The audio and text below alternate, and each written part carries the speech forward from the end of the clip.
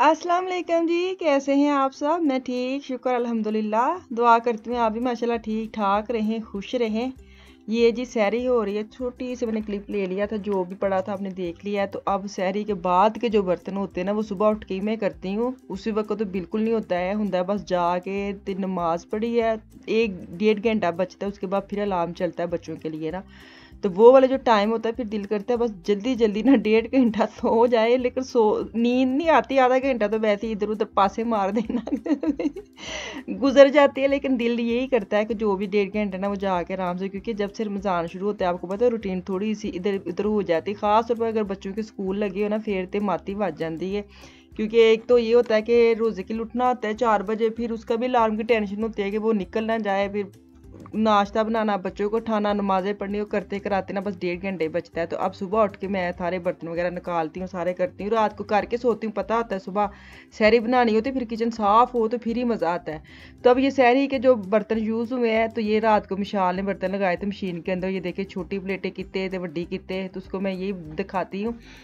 तरतीब वार बर्तन लगाया करो, फिर साफ़ होते हैं। लेकिन साफ़ धुल तो सारे गए थे, फिर भी एक एक आधी प्लेट भी अंदर जुड़ के हो ना, तो वो साफ़ नहीं होती, प्लेट रह जाती है। तो साडा ਇਹ वाला हिसाब किताब इंज दा हो गया है कि अगर हम बर्तन लगा रहे हैं ना मशीन में, एक आधी प्लेट की जगह नहीं भी नहीं बन रही, उसको ये नहीं करना कि हाथ के साथ धो ले, बस उसको तुस्सा तुस्सी करते रहते कि कितने ना कितने प्लेट आ जाए, हाथ के साथ ना धोनी पड़े। इतने हम ना निकम्मे हैं। खैर, प्लेटें साफ हो गई थी। अब मैं बाहर देख रही हूँ, मौसम ना बारिश ही बारिशें शुरू हो गई। अच्छा तो है, क्या कहते हैं, रोज़ों में दिल तो बड़ा करता है मौसम ऐसा रहे, पर ये भी होता है ना कि बड़ा हर वक्त ही बंदा सुस्ती दा मारा है, फिर और ज़्यादा सुस्ती हो ना तो और ज़्यादा भूख लगती है। मैंने ये देखा, हम कहते हैं ठंडे मौसम में भूख नहीं लगती, मुझे ऐसे लगता है ठंडा मौसम हो तो चाय की तलब भी बड़ी बढ़ जाती है।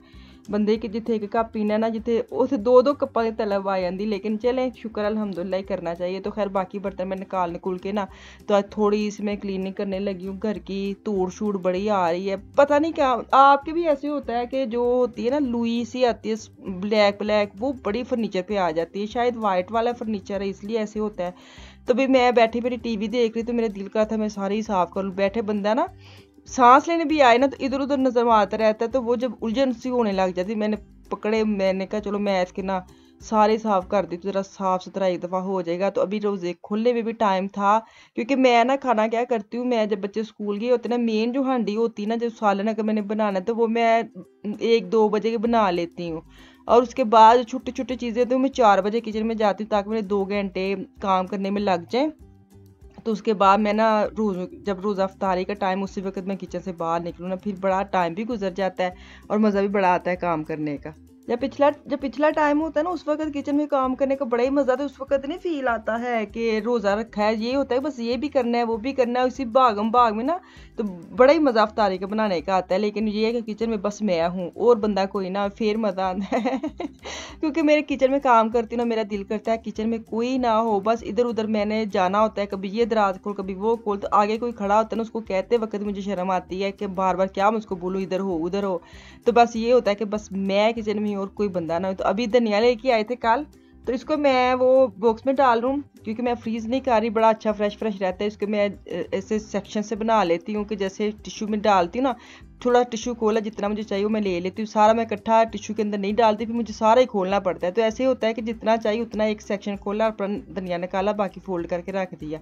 तो ये मैं खौफलैंड से लेके आई थी, खैर मुझे एक ही मिला था, बाद में मैं दोबारा गई थी। ये वाला बॉक्स बड़ा ही अच्छा रहा है, सच्ची बात है, धनिया के लिए तो बहुत ही सुपर है। तो अभी मैंने गोश्त जो है ना, मैंने इसकी रेसिपी तो मैंने इतनी को खास नहीं, बस ना अम्मियों के जैसे मैंने गोश्त बनाया, जैसे अम्मियाँ नहीं बनाती। पतीली में गोश्त डाला, प्याज डाला, टमाटर अदरक लहसुन डाल के, नमक मिर्च हल्दी डाली और पानी डाल के मैंने प्रेशर लगाया।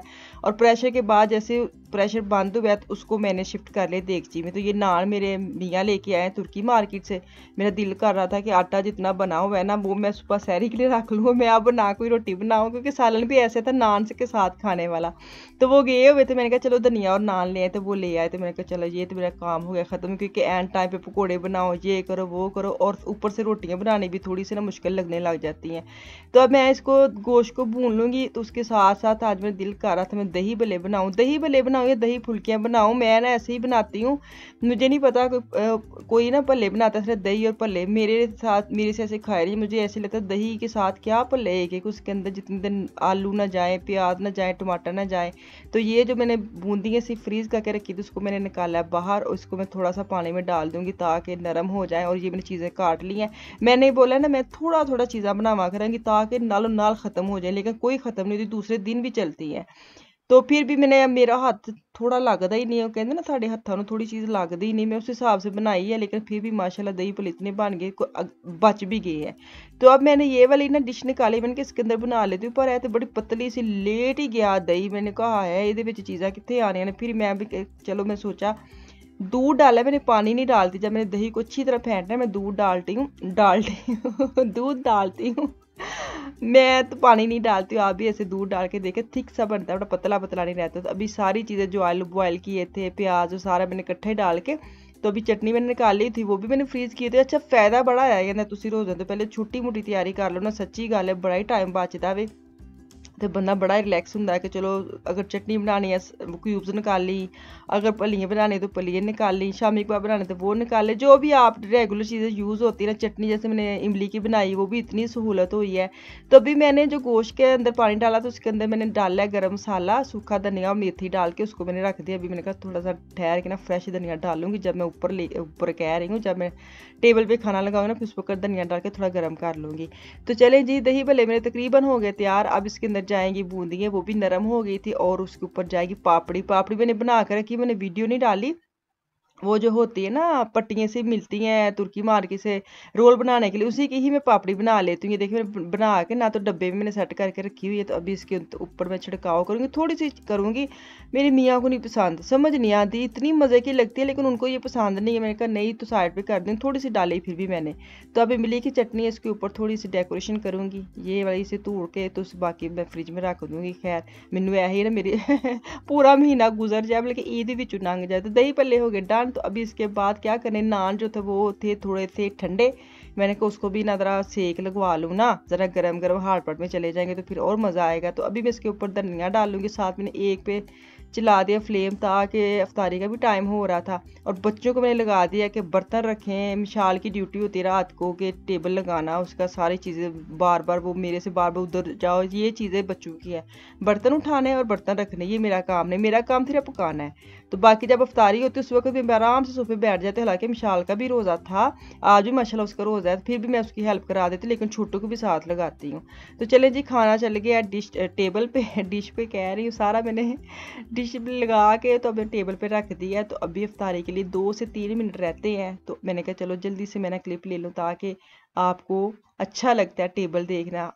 टेबल देखना वैसे सानू पता नहीं क्यों अच्छा लगता, मैनू नहीं समझ आती, मेरी अपनी आदत है, देखो किसके टेबल पे क्या रखा है, एवं ही बस चास से ना किसी के टेबल पे देखने को नहीं, चास नहीं है, मज़ा आता है। वो बंदे को कहते हैं ना टिप अब मिल जाती है कि चलो आज इसने ये बनाया है तो मैं भी कल इसकी तरफ देख के ये बना लूँगी। रोज़ों में तो वैसे आम दिन में पकाने की समझ नहीं आती, और रोज़ों में तो बिल्कुल भी समझ नहीं आती। ये देखिए फ्रूट चाट मैंने परसों बनाई थी ना, वो भी बच गई थी, वो मैंने फिर ऐड कर ली इसके अंदर।